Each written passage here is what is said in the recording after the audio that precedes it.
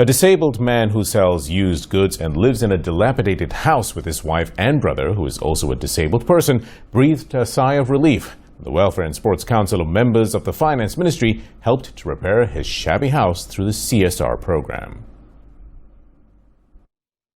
Met by Bernama TV at his home in Tanjung Keramat, 39-year-old Muhammad Subri Zainuddin said the house he inherited from his late mother was in bad condition and was at risk of all pests, including termites and ants.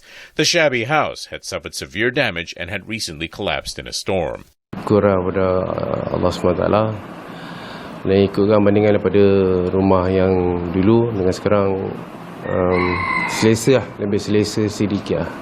Syukur lah boleh duduk lah. Itu pun atas sumbangan pada yang prihatin. Keadaan rumah dulu memang teruk lah, sebab rumah pun rumah pusaka arwah mak. So dengan anak-anak dengan semut belakang tu dah repot lah, roboh. Lepas tu kena angin ribut, jatuh. Through the program, Subri received a contribution amounting to 28,500 ringgit to finance the cost of repairs and 15,500 ringgit from Bank Simpanan Nasional for the same purpose. In addition, the CSR program also financed the cost of repairing damage to the futsal court at Pasir Tuntung Arena, amounting to 24,000 ringgit. The futsal court will benefit approximately 100 youths who regularly visit for weekly recreation.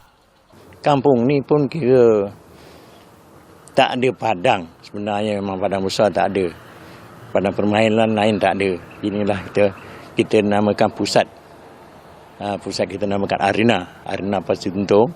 Overall, the Welfare and Sports Council through Bank Simpanan Nasional has given assistance amounting to more than 100,000 ringgit to the residents of Kuala Selangor through the Corporate Social Responsibility Program and agencies under the Finance Ministry.